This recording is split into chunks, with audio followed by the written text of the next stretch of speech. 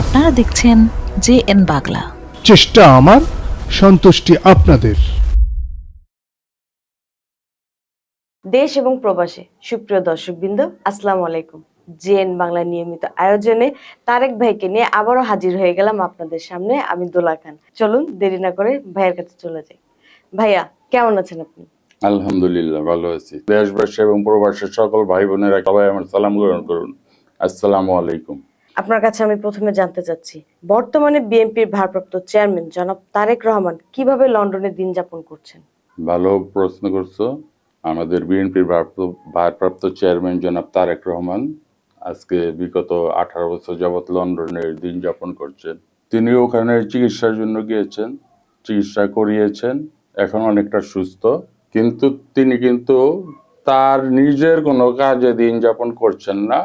উনি ওই জায়গায় লন্ডনে যারা বিএনপি বসবাস করে তাদের সাথে মেলামেশা করেন, তাদের সাথে সভা করেন, তাদের সাথে অনেক কিছু শেয়ার করেন। পাশাপাশি আমাদের দেশবাসীর সাথে প্রায় প্রতিদিনই কোনো না কোনো জেলায় বিএনপির মাধ্যমে, বিএনপির অঙ্গ সংগঠনের মাধ্যমে যোগাযোগ করেন, জানতে চান কে কোথায় কিভাবে আছে, আমাদের দেশের দরিদ্র মানুষগুলি কিভাবে আছেন, কৃষকরা কিভাবে আছেন, তাঁতিরা কিভাবে আছেন, শ্রমিকরা কিভাবে আছেন, তাছাড়া অন্য অন্য শ্রেণীর লোকেরা কিভাবে আছেন, প্রত্যেক দিনই তিনি জানতে চান, খোঁজ খবর নেন। সেই অনুযায়ী তিনি চেষ্টা করেন কিছু সকলের উদ্দেশ্যে পরামর্শ দিতে, সকলের পাশে থাকার জন্য, সকলের বিপদ আপদের পাশে থাকার জন্য তিনি এগুলি করে যাচ্ছেন।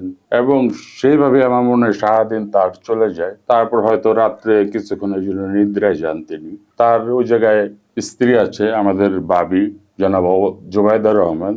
তার একটি মেয়ে আছে ব্যারিস্টার জায়মা রহমান।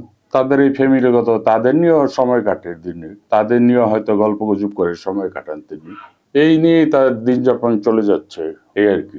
ধন্যবাদ আপনাকে। অনেকেই বলে তারেক রহমান আর দেশে ফিরবেন না, এই বিষয়ে আপনার কাছে কিছু জানতে চাই। অনেকেই জানতে চায়, অনেকে বলতে কিন্তু তুমি খোলামেলা বলতে পারলে না। অনেক বলতে কে? বাংলাদেশে 18 কোটি মানুষ আছে, অনেকগুলি রাজনৈতিক দল আছে। বিএনপি কিন্তু বাংলাদেশে একটা অন্যতম বৃহত্তর রাজনৈতিক দল। আর তারেক রহমান বর্তমানে বিএনপির ভারপ্রাপ্ত চেয়ারম্যান। যখন তিনি চলে গিয়েছিলেন লন্ডন চিকিৎসার জন্য, তিনি বিএনপির প্রথম যুগ্ম মহাসচিব ছিলেন। পরে 2009 সালে কাউন্সিলের মাধ্যমে, জাতীয় কাউন্সিলের মাধ্যমে, আমি কিন্তু ওই কাউন্সিলের একজন কাউন্সিলর, জাতীয় কাউন্সিলর বিএনপির কেন্দ্রীয় কমিটির, এখনো আছি কাউন্সিলর। তখন তাকে বিএনপি ভারপ্রাপ্ত চেয়ারম্যানের দায়িত্ব দেওয়া হয়। তো অনেকে যেহেতু অনেকে বলছে হ্যাঁ ঠিক, এটা অনেকের মধ্যে অনেকে তো বিভিন্ন দল তার কথা বলতে পারে না, কথা বলে ওই রাজনৈতিক দলের নেতারা, কর্মীরা, এবং তারা এই কথাগুলি বিস্তার ঘটায় তাদের সমর্থকদের মাঝে। এই জন্য বাংলাদেশের বিশেষ করে তারেক রহমান যাতে দেশে না ফিরতে পারেন, এই জন্য এই কথাগুলি ছড়ায় তারেক রহমান আর দেশে ফিরবেন না। কিন্তু আপনারা তো জানেন না, আপনারা সঠিক ইতিহাস জানেন না। আপনারা তো বাংলাদেশের স্বাধীনতা চাননি, সার্বভৌমত্ব চাননি। তারেক রহমানের বাবা ছিলেন দেশের স্বাধীনতার ঘোষক। তারেক রহমানের বাবা বাংলাদেশের রাষ্ট্রপতি, তার মা ছিলেন তিনবারের প্রধানমন্ত্রী। তিনি গেছেন চিকিৎসার জন্য, পালিয়েও যান নাই, লুকিয়েও যান নাই, কাউকে না জানিয়েও যান নাই। তিনি এই দেশের সন্তান, তিনি অবশ্যই দেশে ফিরে আসবেন। কিন্তু তারা এইসব গুজব ছড়াচ্ছেন কেন? তার মানে খালি মাঠে গোল দিতে যাচ্ছেন। তারেক রহমান যাতে দেশে না আসে, আপনারা সেই সুবিধাটা নিয়ে আপনারা মানে পিছনে দরজা দিয়ে ক্ষমতায় যেতে। বাংলাদেশের জনগণ কিন্তু অনেক সচেতন, সেই দিন এখন নাই। আপনাদের এই সমস্ত কথাবার্তা বাদ দেন, এসব কথাবার্তা বাদ দিয়ে সঠিক পথে চলুন এবং তার দেশে আসার জন্য জনগণকে উদ্বুদ্ধ করুন।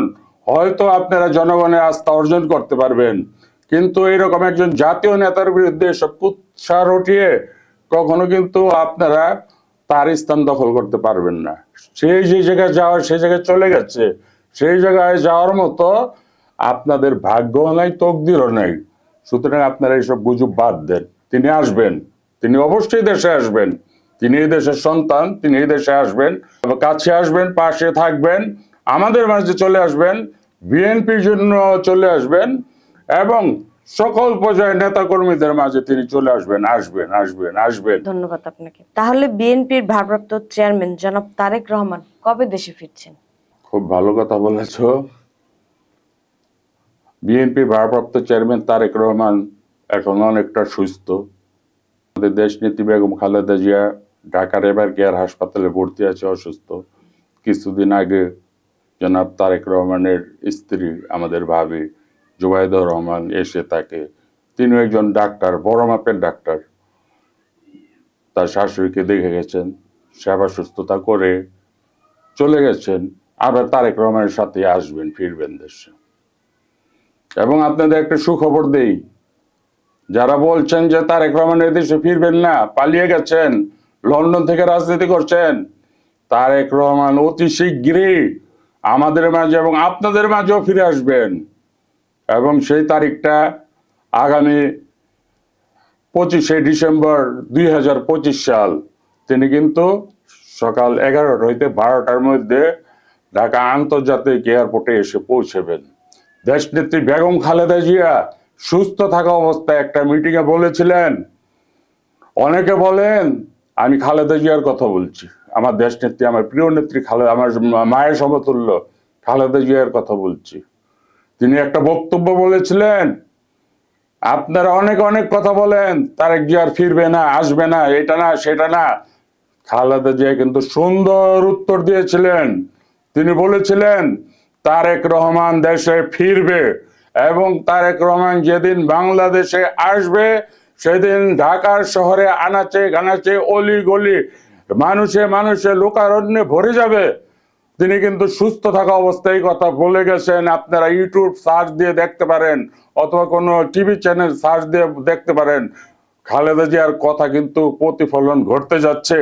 আগামী 25শে ডিসেম্বর আমাদের প্রিয় নেতা জনাব তারেক রহমান দেশে আসবেন এবং দেশবাসীর কাছে, বিএনপির কাছে, বিএনপির সকল অঙ্গ সংগঠনের কাছে আমার অনুরোধ, 25শে ডিসেম্বরের আগে থেকেই 24 তারিখ থেকে বাংলাদেশে যে জেলায় আছেন, যে উপজেলায় আছেন, যে থানায় আছেন, যে ওয়ার্ডে আছেন, সবাই 24 তারিখে ঢাকা আসবেন তারেক রহমানকে গ্রহণ করার জন্য, তাকে সাদরে আমন্ত্রণ জানানোর জন্য। অনেক দিন পর তিনি আমাদের মাঝে ফিরে আসছেন।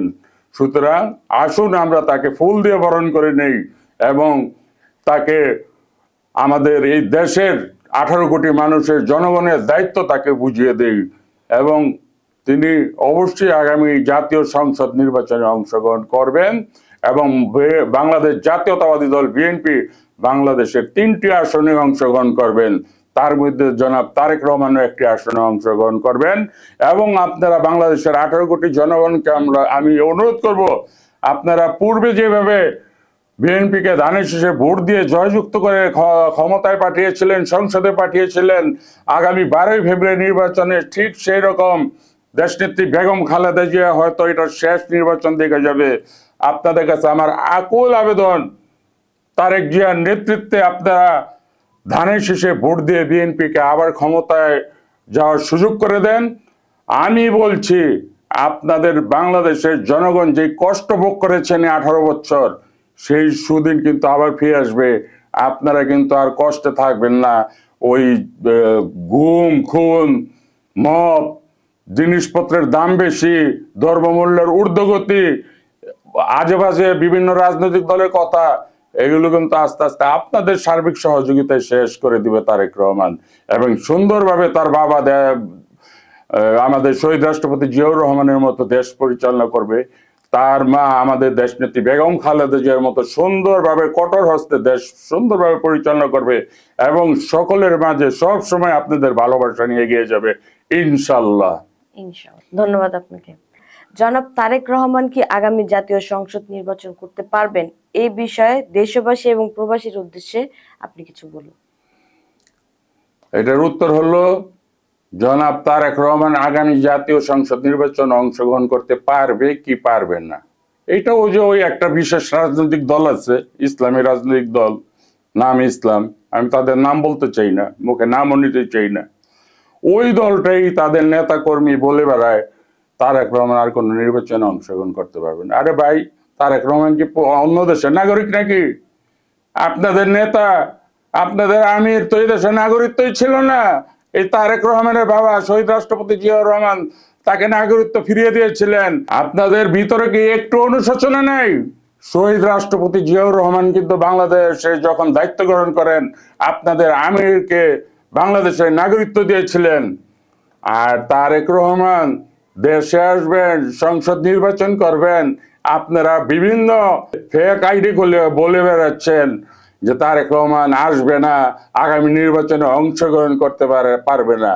আরে বাংলাদেশের 18 কোটি জনগণ তারেক রহমানকে চায় এবং তারেক রহমান অবশ্যই 12 ফেব্রুয়ারি নির্বাচনে বাংলাদেশে 18 কোটি জনগণকে নিয়ে নির্বাচনে অংশগ্রহণ করবে এবং 300 আসনে বিএনপি এবং বিএনপির সহযোগী যারা ছিল আন্দোলন সংগ্রামে তাদের নির্বাচনে অংশগ্রহণ করবে ইনশাল্লাহ। ইনশাল্লাহ। যাই হোক ভাইয়া, সুস্থ থাকবেন, ভালো থাকবেন। আজ এ পর্যন্তই, আপনার কাছ থেকে আমরা বিদায় নিচ্ছি। দেশবাসীকেও আমার শুভেচ্ছা রইল, প্রবাসে আমার ভাই বোন যারা আছেন তাদের প্রতি আমার দোয়া, শুভেচ্ছা এবং শুভকামনা রইল। আপনারা সুস্থ থাকবেন, সবসময় নিরাপদে থাকবেন এবং সবসময় দেশের কথা স্মরণ করবেন। আপনাদের প্রতি আমার ভালোবাসা রইল। সুপ্রিয় দর্শক, ঘড়ির কাঁটা কখন যে সময় পেরিয়ে যায় টেরই পাই না। তারেক জামান ভাইয়ের কাছে যদি আপনাদের কিছু জানার থাকে তাহলে অবশ্যই জেএন বাংলা ইউটিউব পেজে নক দিবেন এবং কমেন্ট করে জানাবেন যে ভাইয়ার কাছ থেকে আপনারা কি জানতে চান।